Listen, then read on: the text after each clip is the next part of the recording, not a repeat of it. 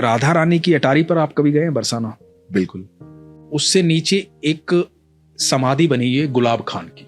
तो गुलाब खां जो है सारंगी बजाते थे अटारी पर, ठीक है, उनका काम था सारंगी बजाना। और उनकी एक छोटी सी बेटी थी राधा नाम की। तो राधा जो है वो बस एक बेटी थी, पत्नी उनकी थी नहीं। तो राधा नृत्य करती थी जब वो सारंगी बजाते थे, कीर्तन होता था, सारे लोग मिलकर के कीर्तन करते थे अटारी पर राधा रानी को प्रसन्न करने के लिए, सुबह शाम ये होता था। और यही उनकी दिनचर्या थी और यही जीवन यापन का साधन भी था। तो वहीं से उनको भोजन प्राप्त होता था, जो प्रसाद में मिलता था वही ग्रहण करते थे बेटी और बाप जो हैं। तो ऐसे करते करते समय बीतता जा रहा था, राधा बड़ी होती जा रही थी। जब राधा बड़ी हो गई तो वहां के गोस्वामी जी ने, कुछ लोगों ने कहा कि भाई राधा का विवाह कर दे, शादी कर दे। तो गुलाब खां ने कहा कि मैं कौन होता हूँ शादी करने वाला, और मेरी तो इतनी औकात भी नहीं है, हैसियत भी नहीं है, जो होगा राधा रानी देखेंगे। तो लोगों ने कहा भाई सारा खर्चा हम करेंगे, सारी व्यवस्थाएं हम करेंगे, तो चिंता मत कर, राधा रानी का ही तो दिया हुआ है सब। तो एक लड़का देखा गया और राधा की शादी कर दी गई। अब जब राधा की शादी हो गई तो गुलाब खां से ये जो वियोग था ना, ये सहन नहीं हुआ। अब जो बेटी सुबह शाम उसके साथ रहती थी, सारंगी बजाता था, नृत्य करती थी, हर समय बाबा बाबा बाबा बाबा, वो सुन नहीं पा रहा था, वो बाबा बाबा रोता रहता था उसकी याद में। लोगों ने बहुत समझाया कि बेटी पराया धन होती है।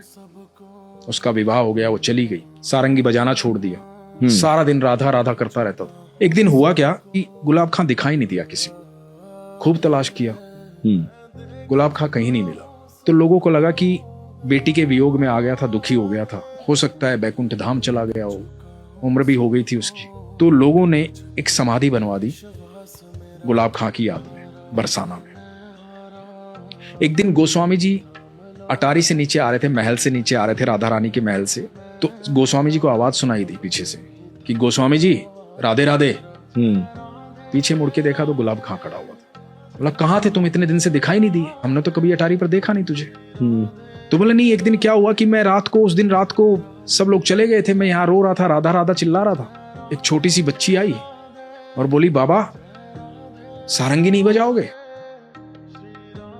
सारंगी नहीं बजाओगे तो मैं नृत्य कैसे करूंगी। तो मैंने सारंगी बजाई, वो मेरे को अंदर लेकर चली गई महल के, और महल में वहां ठाकुर जी थे, राधा रानी थी और रास हो रहा था। अब वो रास करते और मैं सारंगी बजाता हूं, मैं वहीं रहता हूं। अब मेरी राधा हर समय मेरे साथ रहती है।